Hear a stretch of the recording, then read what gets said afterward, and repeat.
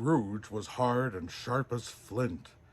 The cold within him froze his old features and made his eyes red and his thin lips blue.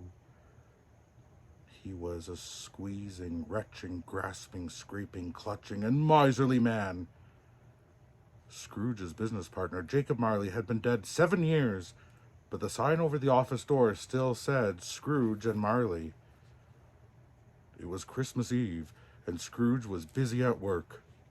Across the room, Bob Cratchit tried to warm himself at his candle. Scrooge was too mean to put more coal on the fire.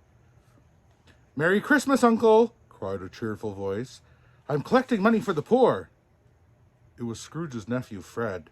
"Bah!" said Scrooge. "Humbug!" "At least come for dinner with us tomorrow," said Fred. "Bah!" said Scrooge again. "Humbug!" At last it was time to close the office. Bob Cratchit hurried home, but not before stopping to slide down an icy hill. It was Christmas Eve, after all. Christmas Eve was the same as any other day to Scrooge. His house was dark and dreary. Darkness was cheap, and Scrooge liked it. As Scrooge sat alone, he heard a strange noise, like someone dragging heavy chains up the stairs from the basement. "Humbug!" said Scrooge. "I don't believe it." But Scrooge's face changed color when a familiar figure appeared. "I am the ghost of Jacob Marley," said the figure, clanking the chains it dragged behind it.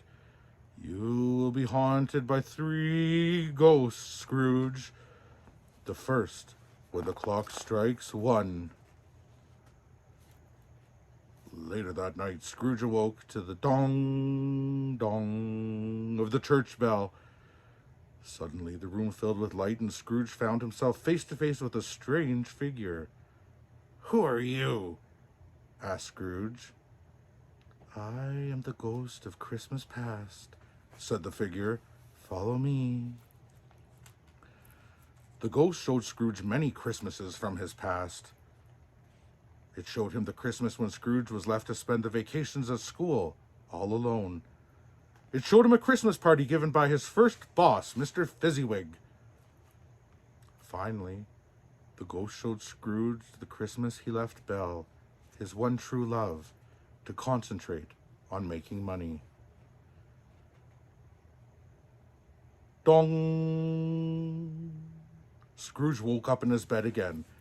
When he opened the door to the next room, green leaves decorated the walls, and the loveliest Christmas foods were heaped on the floor. In the middle of the food sat a jolly giant. "Come in," boomed the giant. "I am the ghost of Christmas present."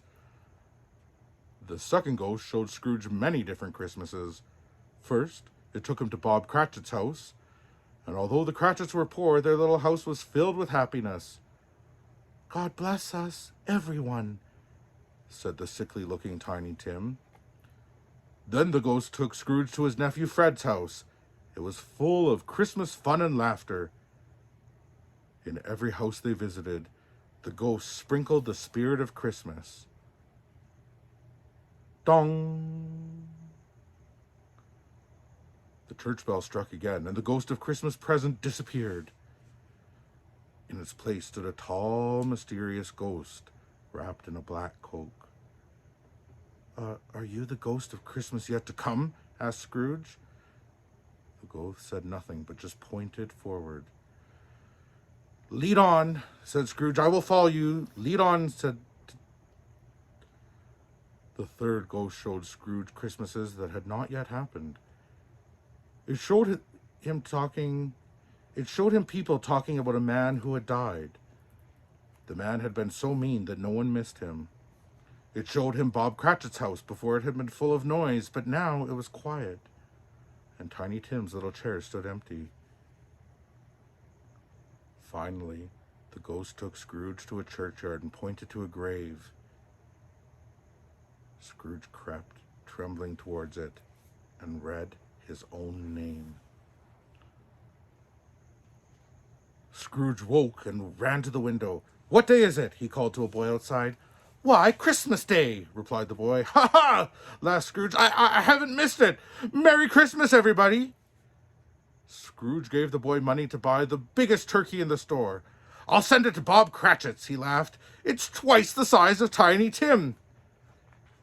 That afternoon, Scrooge went to dinner at his nephew's house. He was the perfect guest and joined in all the fun.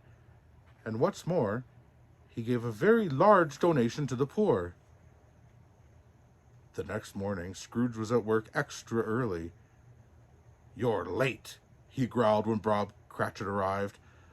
"I'm not going to stand for this any longer. I'm going to raise your pay and try to help you and your family, Bob." Scrooge was better than his word. He did it all and much more. And to Tiny Tim, who did not die, he was a second father. And so, as Tiny Tim said, "God bless us, everyone."